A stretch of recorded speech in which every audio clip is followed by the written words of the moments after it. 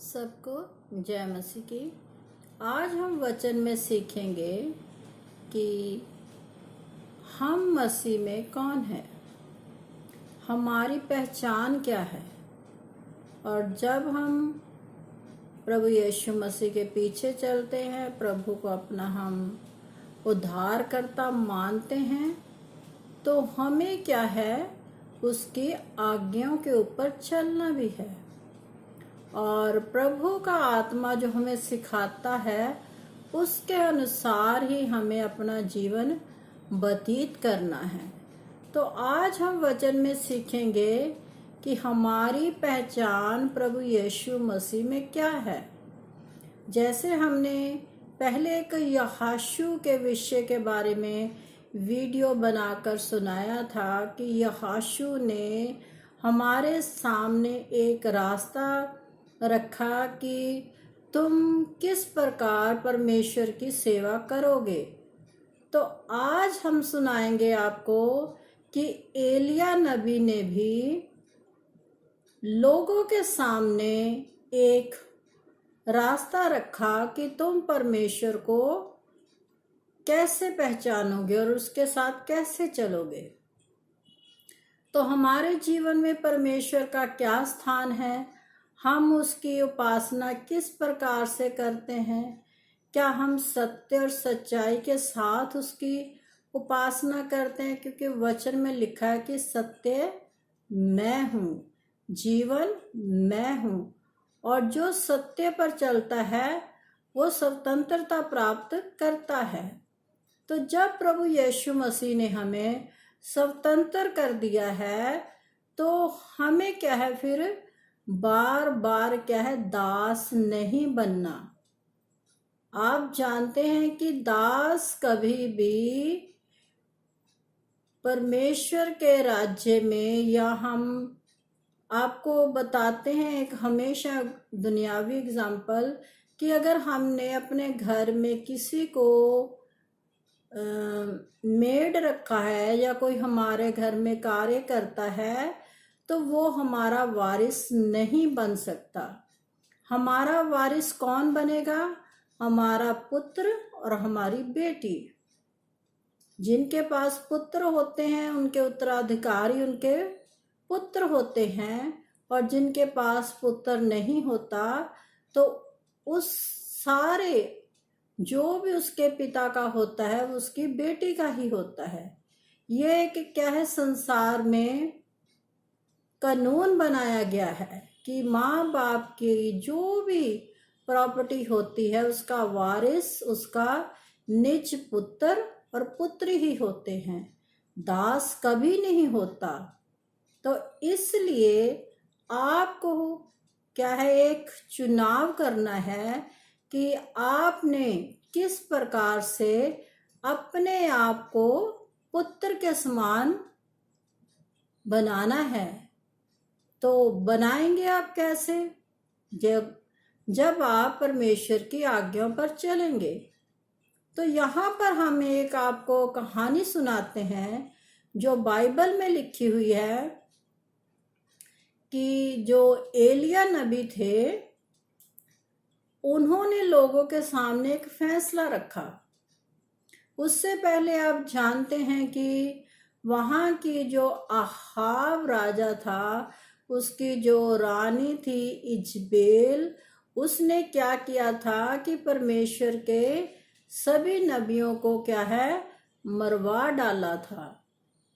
और बहुत से नबी बच भी गए थे, जिनको एक प्रभु के दास ने, राजा ने ही छुपाकर रख लिया था और उनका पालन पोषण भी किया था। ये हम किसी और वीडियो में आपको सुनाएंगे। आज हम एलिया नबी के बारे में बताते हैं कि जब एलिया नबी वहां से निकल कर आए तो उन्होंने देखा कि लोग कर क्या रहे हैं, तो उन्हें बड़ा दुख हुआ और उन्होंने लोगों से कहा कि आज तुम एक फैसला ले लो।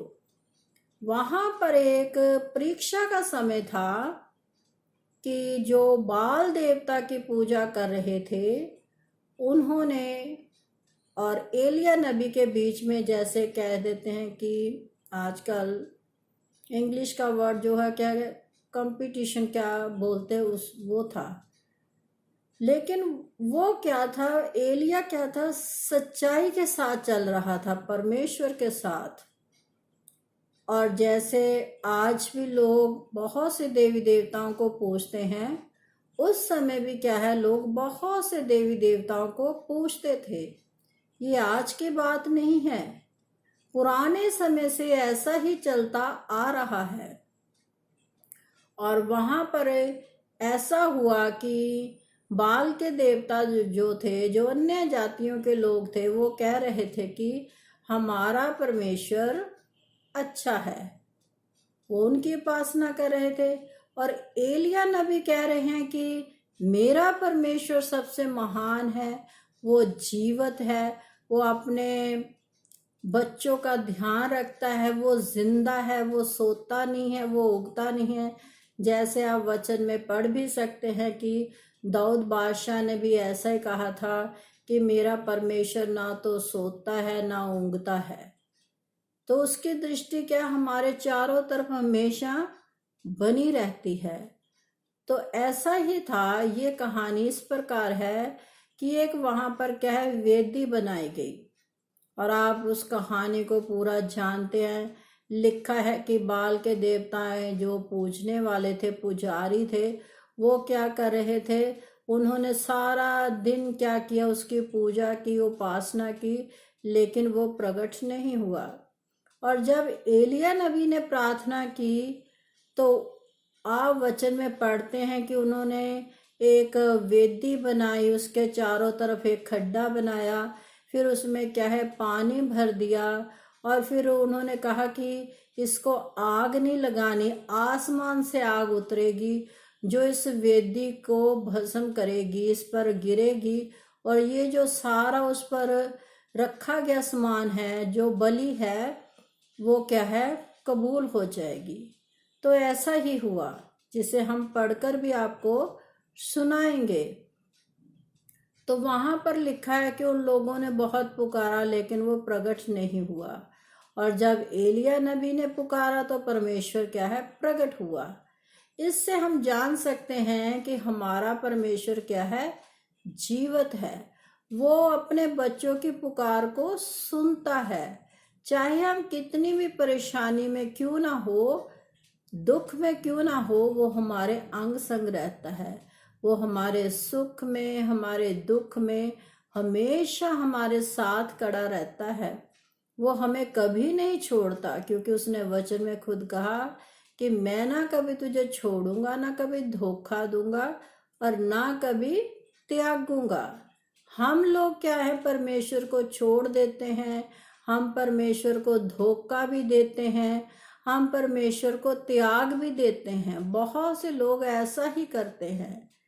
जैसे कि मसीहों में आम आप देखने को आपको मिलेगा कि लोग आज भी वैसा ही हैं।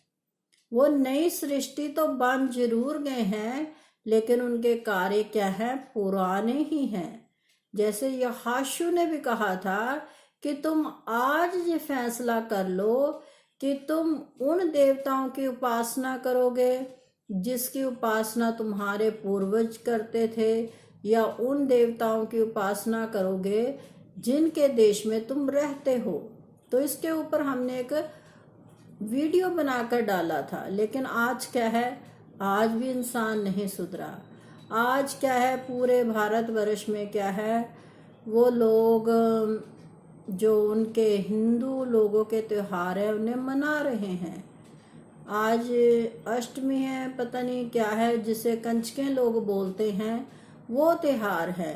और मसीह लोग क्या कर रहे हैं, बेशक उस त्योहार को नहीं मनाते, लेकिन अपने छोटे बच्चों को दूसरों के घरों में भेज देते हैं, कंजक बनाकर अपनी बेटियों को, कि वहाँ पड़ोस में जाए और वहाँ जो कुछ खाना वाना बनाया गया उसको खाएं, जो एक गलत बात है, गलत कार्य हम कर रहे हैं।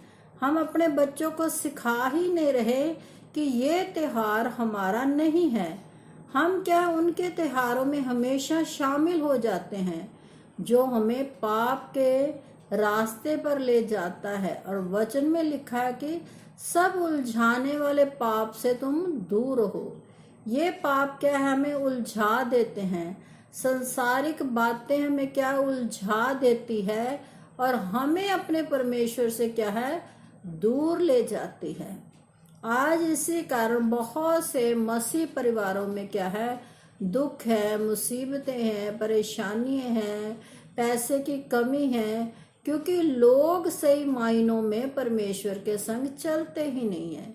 फिर वो मांगते कैसे हैं? जब परमेश्वर की आपने आज्ञा को नहीं माना तो फिर परमेश्वर भी आपकी ओर ध्यान नहीं देता, क्योंकि वचन में लिखा है कि परमेश्वर के निकट आओ तो वो भी तुम्हारे निकट आएगा। जब आप परमेश्वर के निकट जाना ही नहीं चाहते, उसकी आज्ञा को आप मान ही नहीं रहे, तो फिर परमेश्वर आपकी ओर कैसे आएगा? तो इसलिए हम वचन में पहले आपको पढ़कर सुनाते हैं।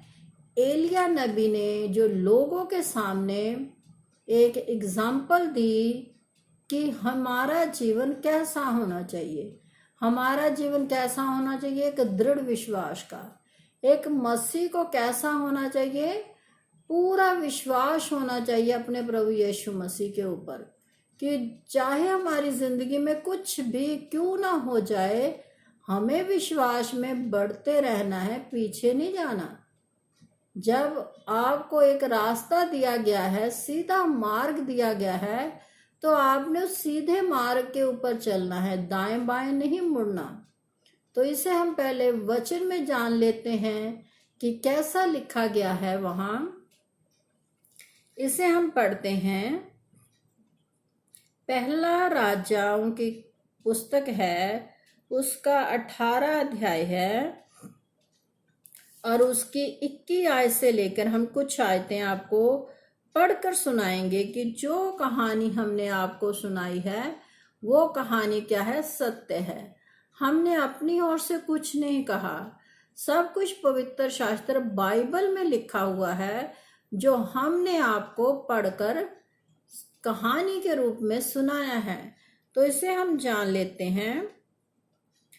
और एलिया सब लोगों के पास आकर कहने लगा, तुम कब तक दो विचारों में लटके रहोगे?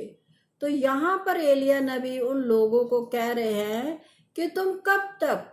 उसने भी देखा कि लोग नहीं सुधर रहे, इसीलिए वो कह रहा है कि तुम कब तक दो विचारों में लटके रहोगे। एक तरफ तो आप प्रभु यीशु मसीह को मान रहे हैं और दूसरी तरफ आप क्या कर रहे हैं, अन्य देवी देवताओं की उपासना भी कर रहे हो। तो वो कह रहा है कब तक, ये कब तक आप ऐसा ही करते रहोगे? यदि यहोवा परमेश्वर हो तो उसके पीछे हो लो। अगर वो कह रहा है कि यदि तुम यहोवा को परमेश्वर मानते हो तो उसके पीछे हो लो। अगर तुमने प्रभु यीशु मसीह के ऊपर विश्वास किया है तो उसके पीछे हो लो। लोगों ने उसके उत्तर में एक भी बात ना कही।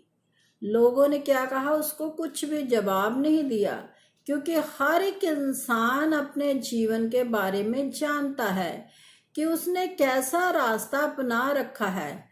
वो लोग जानते थे कि हम परमेश्वर के पीछे भी चल रहे हैं और अन्य देवी देवताओं की उपासना भी कर रहे हैं, इसलिए उन्होंने क्या है, उसको कुछ भी उत्तर नहीं दिया। तब एलिया ने लोगों से कहा, यहोवा के नबियों में से केवल मैं ही रह गया हूं और बाल के नबी 450 मनुष्य हैं।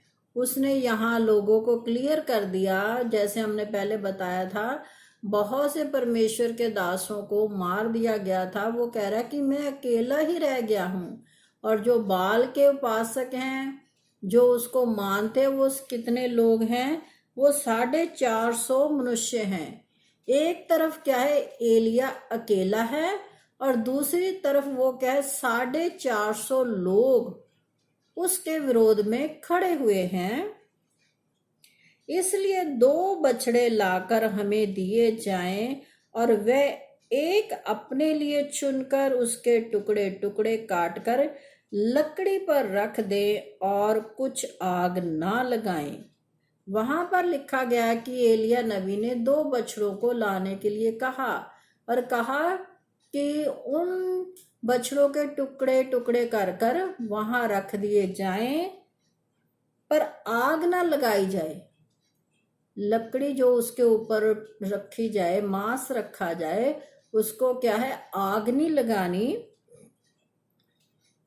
और मैं दूसरे बछड़े को तैयार करके लकड़ी पर रखूंगा और कुछ आग ना लगाऊंगा।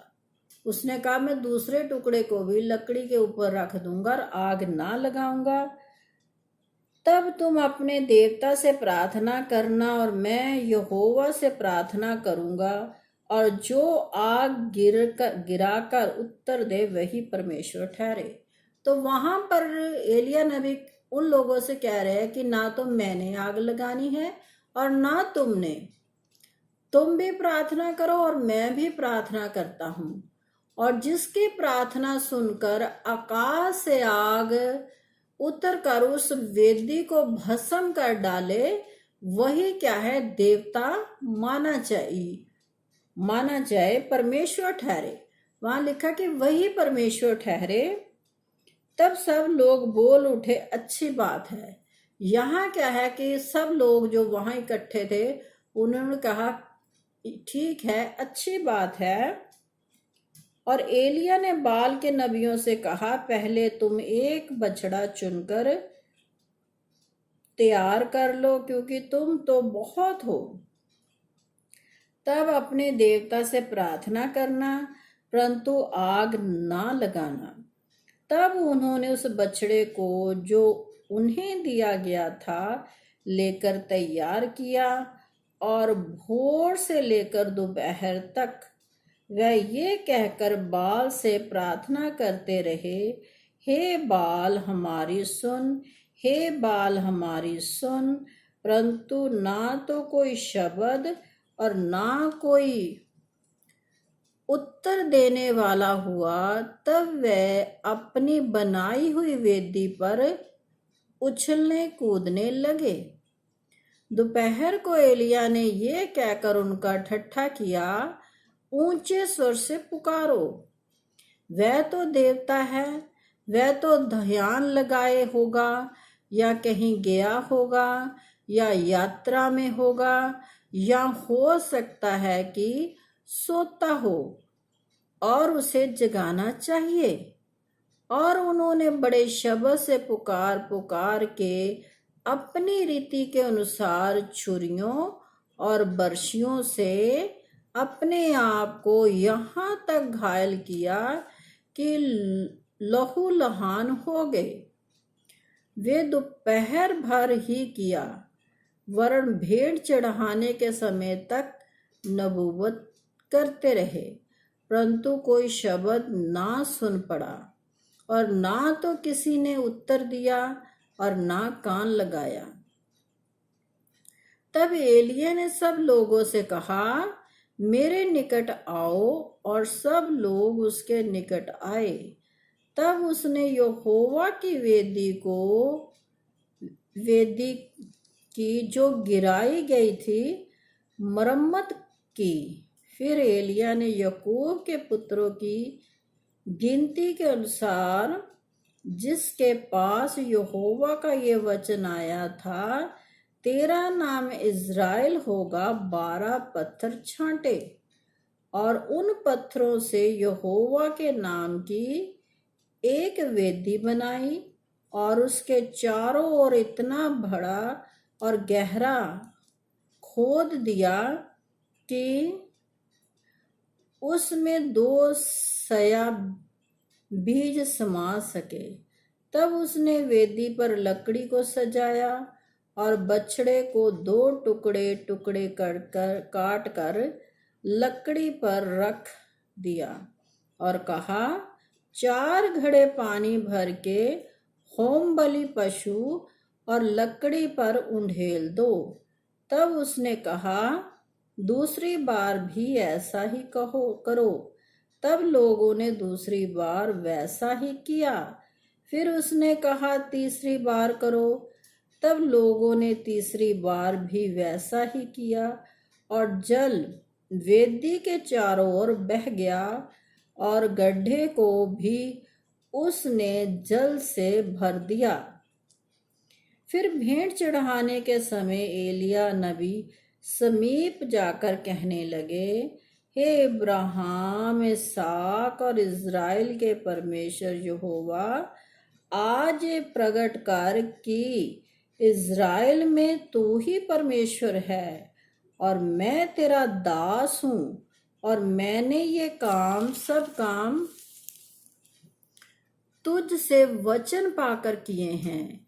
हे यहोवा, मेरी सुन कि लोग जान ले कि हे यहोवा, तू ही परमेश्वर है, और तू ही उनका मन लौटा लेता है। तब यहोवा की आग आकाश से प्रकट हुई और होम बलि की लकड़ी और पत्थरों और धूलि समेत भस्म कर दिया, और गड्ढे में का जल भी सुखा दिया। ये देख सब लोग मुंह के बल गिरकर बोल उठे, यहोवा ही परमेश्वर है, यहोवा ही परमेश्वर है। तो यहाँ पर आपने सुना कि एलिया नबी ने क्या किया कि बहुत सा पानी भी वेदी के ऊपर उंडवाल दिया, और लिखा वहाँ 4 घड़े पानी भरकर उसने 3 बार ऐसा ही किया, और जो साइड पे गड्ढा खोदा गया था उसमें भी उसने पानी भरवा दिया, और परमेश्वर ने आकाश से आग बरसाई, और उससे क्या है, सारा जो लकड़ी थी वो भी जल गई, जो पानी था वो भी सूख गया, और लोग फिर क्या है, मानने लगे। जैसे आज भी लोग ऐसा ही करते हैं, वो परमेश्वर को परीक्षा में लाते हैं। वो कहते हैं कि अगर प्रभु यीशु मसीह हमारा ये काम करे तो हम मान लेंगे कि प्रभु यीशु मसीह जिंदा परमेश्वर है। ऐसी बहुत सी शर्तें आज भी लोग रखते हैं, लेकिन जब हम विश्वास में बने रहेंगे, विश्वास में खड़े रहेंगे, अटल विश्वास रखेंगे, तब यहोवा परमेश्वर हमारे लिए सब कुछ पूरा करेगा। जैसे उसने एलिया नबी के लिए सब कुछ पूरा किया। एलिया को विश्वास था अपने परमेश्वर के ऊपर। उसने कहा कि मैंने तेरे वचन के अनुसार किया। जैसा परमेश्वर ने एलिया से बात की, परमेश्वर ने अपना वचन उसे दिया, वैसा ही उसने किया।